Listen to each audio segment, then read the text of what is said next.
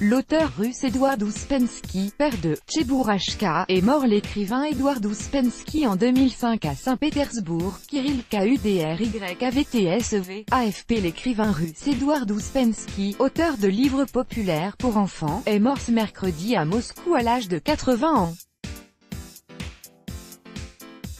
Il est le père de Tchebourachka, ce petit animal poli et maladroit aux grandes oreilles, dont le premier livre est sorti en 1966. Dans les années 2000, le succès de Tchebourachka dépassera les frontières, puisqu'il deviendra le héros de dessins animés à succès au Japon. Des générations de soviétiques puis de russes ont grandi avec ce célèbre personnage. Dès le premier épisode, impossible de ne pas être attendri par cette peluche aux grandes oreilles rondes. Tchebourachka doit son nom à un commerçant qui le découvre endormi dans une petite boîte d'oranges, dont il a dévoré le contenu. Le petit animal devient vite une icône pour petits et grands, comme en témoigne notre consoeur du service russe de RFI, Gelia Pevsner. Tchebourachka, c'était un personnage avec lequel on a grandi, moi, mes enfants et mes frères et sœurs.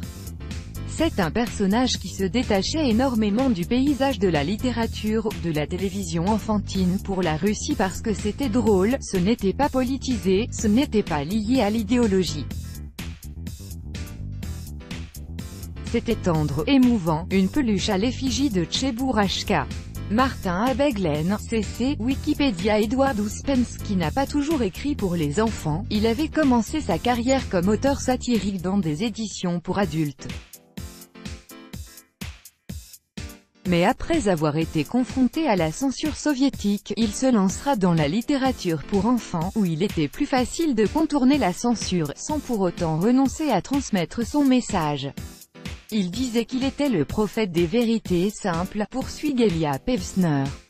C'étaient des idées très profondes, mais dites simplement pour que chaque enfant puisse les comprendre. Il apprenait aux enfants à rêver, vous diront les Russes. Ces livres traduits en 25 langues continueront à se transmettre de génération en génération.